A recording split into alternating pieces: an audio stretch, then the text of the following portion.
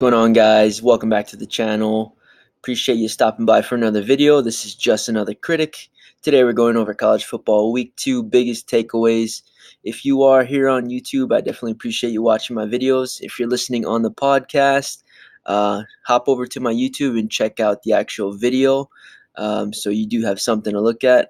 But with that being said, as you can see on the screen, I am wanting to go over basically the biggest takeaways that I took from week 2. And if I miss any, go ahead and drop a comment here on my YouTube channel, so I can actually look into some of the things that you guys are looking at when you're evaluating weeks. Now, with that being said, first thing that I wanted to go ahead and touch on from week 2 was actually the Wisconsin Badgers. And from their week 2 performance, I mean, combined with week 1, at this point in time, I just don't think Wisconsin looks like a college football playoff team. Um, if you are a Wisconsin Badgers fan, I am planning on making a video going a bit deeper into why I believe they're not a college football playoff team just yet. And I'm actually a Badgers fan, have been since about 2004. So trust me, this is no bias. Wisconsin at this point is just not looking like a college football playoff team. And I am planning on making a video this week to go into more detail as far as why I believe this is true. Anyway, moving on. Second biggest thing I took away from week 2, Kyler Murray. Kyler freaking Murray looks really sharp at Oklahoma. He looks really freaking good out there. Wouldn't be surprised if he starts moving up into the Heisman race. The guy's just making plays. He's making plays, making smart throws, and he's just making it look really easy out there. Given they've only played FAU as well as UCLA, two teams that aren't exactly the greatest in the college football or the FBS, better to say. So we still really haven't seen them face a giant test just yet. So I can understand why you may not agree with me just yet, just because of the type of teams they've played. But Kyler Murray, he just looks really sharp, looks really good out there, really comfortable, and he can do it both. He can make plays with his feet if he needs to, and he has a freaking arm. The kid has a cannon. But yeah, with that being said, let's go ahead and take a look at the third biggest takeaway I took from week 2, and that is Wimbush over at Notre Dame. His throwing struggles, man, they continue. They continue into this season. And if you watched him last year, he wasn't exactly the greatest of throwers, last season. I actually went ahead and took a look at some of his statistics. He had about 16 throwing touchdowns and 6 interceptions. This year, he's sitting on 1 touchdown and 4 interceptions. So he had 6 interceptions total last year. He's already up to 4. And I do think that number is going to continue to grow. He just doesn't look comfortable throwing the ball. He's kind of, in a way, if I'm going to compare him to anyone, Jalen Hurts. They're a run-first type of quarterback. And any team that's smart, they're going to try and force Wimbush to throw. And what happened was I believe Michigan was trying to do that, but their blitz schemes just set him up for basically the way they were blitzing him. They were leaving holes open for him to run through. And when those blitz came, the numbers, he just had so much open space to run through. And given he was making some plays with his feet, getting around those Michigan defenders, breaking tackles here and there, but I think this is going to continue to be an issue. I think this is one of the big reasons why they won't be in the college football playoff, because they will end up losing a game this season, where Wimbush is not going to be able to make the throws needed in order for them to advance in that game. And we might see the possibility of Brian Kelly bringing in a backup that can throw, because I'm sure this is something that Brian Kelly's already seen. But because Wimbush is getting them by, he's going to continue to use him and use his skill set. With that being said, Notre Dame does look like a pretty good team defensively and offensively outside of Wimbush. Their run game looks to be pretty decent, and they've actually reloaded at the O-line position better than I thought they would. With that being said, let's go ahead and move on to the fourth biggest takeaway I went ahead and took from week 2, and that was actually Nebraska, the Cornhuskers. I personally believe they already look better. Better. This team this year looks better than last year's team with Scott Frost as their head coach. I like what he's doing. Of course, in the past they have had dual threat quarterbacks, but I just don't think they've had the correct or the right offensive schemes to fit that player. Um, if you watched the game or looked at some of the highlights, obviously he's starting a freshman quarterback in Adrian Martinez, who is very athletic. He looks to have a pretty good arm, but yeah, I believe Nebraska's going to have a better season. Uh, it's either going to be the same season as last year or just slightly better record-wise. But I do think Scott Frost is on track to bringing this team back up to a competitive team that they need to be, especially in the Big Ten. But with that being said, yeah, I think basically Nebraska, they're looking much better. I wouldn't be surprised if they go over 500 this year. But yeah, let's take a look at the fifth takeaway of the week, and that was Clemson. Clemson last week, if you watched my takeaways from week 1, it was basically Clemson as well. Pretty much their offense wasn't, I didn't feel like they have a decisive quarterback with Kelly Bryant. We're just not sure that he's able to make the throws that Trevor Lawrence can make. Obviously, Trevor Lawrence is a freshman, so they're going to need to slowly, get him into that rhythm, get him into the game to build up his confidence. And then eventually, I personally believe Trevor Lawrence is going to go ahead and take the starting position at Clemson. But at this point, they're giving both quarterbacks reps. But yeah, my takeaway in week 2 was Clemson does not look as unbeatable as we think on paper, because as we already know, they've got the 4 dominant NFL draft picks on the defensive line, just destroying, eating everything in their way, and running through walls. Other than that, I feel like their offense is they're still trying to figure things out offensively. They're still giving both guys reps, and obviously they're still leaning towards Kelly Bryant for the starting position. But hey, give credit to Texas A&M. Texas A&M, they've got a guy that can make plays at the quarterback position. But Clemson, man, they gave up 400 plus passing yards to this guy. 3 touchdowns through the air, but 400 yards passing. That's just not something that's usual for Clemson. And what I saw in that game was just pretty good tempo by Texas A&M. And personally, before the season started, that was my thoughts as far as Clemson goes. Having the opportunity to beat them would require a dual threat QB that's able to not necessarily, run to make first downs, but just being able to make plays, create openings with his feet. And that's exactly what Texas A&M quarterback did. He was able to, do his best to stay out of hands reach of those big boys, and he made plays when he saw them. Other than that, personally, I believe if you're going to beat Clemson, you've got to have a pretty good tempo going so you can do your best in tiring out those big boys up front, get them rotating their subs in. But as you know, Clemson, they're just so deep at that position. So typically you're going to see some 4 to 5 star substitutes coming in to replace those fatal 4 up front. But with that being said, yeah, simple as that.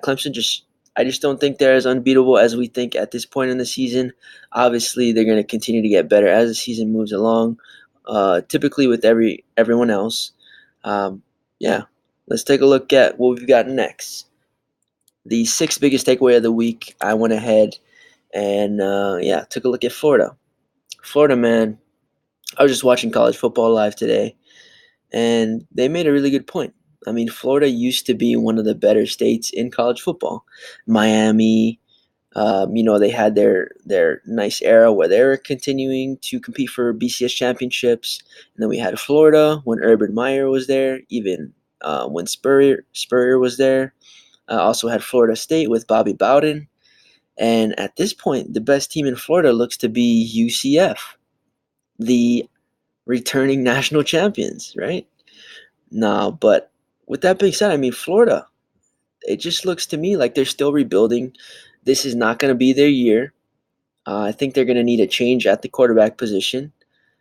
And Florida typically has some guys on defense that are making plays, but in this loss to Kentucky, man, they just didn't look like they've progressed from last year. So I still think Mullen's going to have some work to do there over at Florida. It's definitely not going to be a 1 to 2 year rebuild. I think in his third year, we're going to begin to see the Mullen effect, if that's what you want to call it. Moving along, one of the bigger takeaways from this week, um, which we basically saw in week one, but I didn't want to jump the gun, was USC. And it just looks like they're going to have a long year ahead. Offensively, they're not where USC teams in the past have been. Obviously, they took a big hit losing Sam Darnold to the draft. Offensively, man, it's not even just JT Daniels. It's their running backs as well. There's a lot of, I wouldn't say hype, but there's a lot of high expectations for the running backs coming into this year. And in this last game versus Stanford, I mean, both of their top running backs had about 40 to 50 yards, nothing crazy. And these guys are going to have to put in extra work because at this point in time, with JT Daniels at the helm, he's going to need that to compensate for his growing pains. Eventually, I believe JT Daniels is going to be a great quarterback for USC, but at this point, it doesn't look like this will be the year. I think there's just so much for him to learn, and it's not going to help with him having to carry the whole load, to bear this whole load, especially with the pressure playing at USC, that type of program. They are a 5-star program, and that program has high expectations every year because of the type of talent they bring in. With that being said, it does look like their defense is somewhat holding it down. Again, talented defense, talented players all over the field, offensively and defensively. I am hoping they can, begin to clean things up, and eventually we can see them on the big stage again, competing for a college football playoff. But at this point in time, I really don't believe this is going to be their year. They don't really look very close to competing, with any of the big teams. If you put them up against any of the big teams in the Big Ten or in the Big 12 or even the SEC, they're just not where they need to be just yet. But I do think they're on the right path with these young guys that they have um, over on both sides of the ball. With that being said, the last thing I went ahead and took from week 2 is actually Michigan State. Michigan State. And I put a question mark because is Michigan State overrated? A big thing that I saw throughout week 1 and week 2 from Michigan State is that their defense really isn't that great as a lot of the analysts hyped them up to. And they were so hyped up coming into the season because of how many returning starters they were bringing back. And we haven't really seen that experience on the field. I mean, I'm sure we've seen it in certain plays, but overall, in general, from these past 2 weeks, week to week, the full body work, it just hasn't been there, or it just hasn't been to the expectation that we've come to see from Michigan State, especially coming off of such a great year. With that being said, it's hard. It's just really hard to say if Michigan State is overrated or if that Arizona State team has just gotten so much better. I think it's me personally, I'm leaning more towards Michigan State being overrated because of the type of team that Arizona State has been throughout the past few years. I don't think you make that type of jump over the course of one offseason, even if you bring in Herm Edwards. Um, Michigan State, obviously, we're going to need to continue to watch them, continue to see them, especially when they take on some of the bigger teams in conference games. But at this point in time, man, I just don't think they're the team where we were expecting to see coming into this season. Defense doesn't look as strong. Some of you may say, oh, well, look at that close game with Arizona State. But yeah, once you go back and review that film and take a look at how many missed passes, I believe his name is Manny Wilkins, the quarterback for Arizona State, how many missed passes he had in that game. So they're definitely exposed.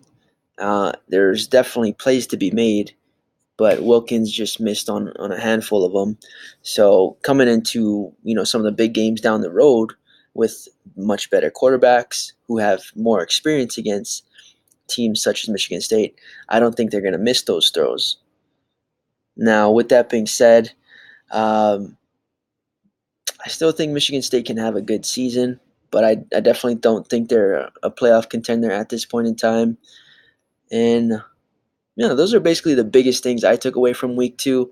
Like I mentioned, if you have any that I've missed that you want me to hear about, I mean, shoot your opinion over to me on Twitter at Just Another Critic, or drop a comment here on my YouTube. With that being said, I actually went ahead and put together a list of the leading Heisman candidates, in my opinion, and we're going to go ahead and close out with that. At this point, after week 2, I've got the only man that should be at the top of the list after week 2, Tua Tagovailoa. And a lot of you may not necessarily agree with that because of, the type of numbers he has. He's only got about 6 pass touchdowns, and his yardage just isn't there. But you really got to think about it. He's not throwing that much every single game. He's just so freaking efficient that he doesn't need to throw 40 to 50 times a game. I went ahead and pulled up his stats. He's only thrown 35 pass attempts, completed 25, for a total of 6 passing touchdowns, 1 rushing touchdown. Efficiency at his best. He's got a 71% accuracy rate. So, he's just so efficient at this point in time. Obviously, we're going to see more from him when he plays against Ole Miss in week 3. But with that being said, yeah, Tua Tagovailoa, I believe he is at the top of the list right now, leading the Heisman candidates. Moving along, we have Will Grier.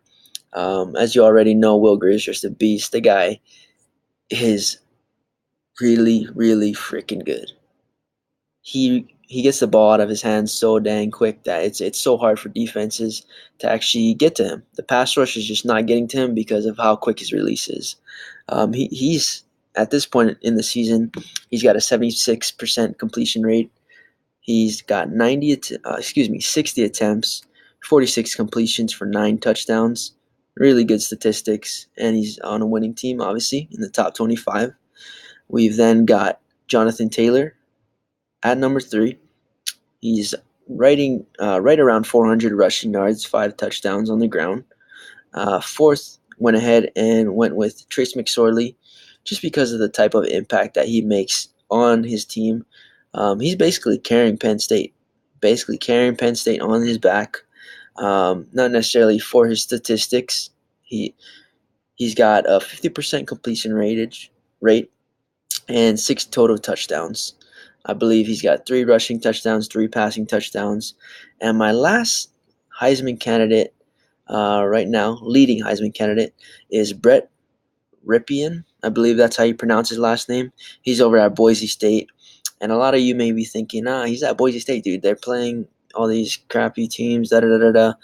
But the way I look at it, he's in the top 25 with Boise State. As a Heisman candidate, you're typically only going to win the Heisman if you're on a winning team.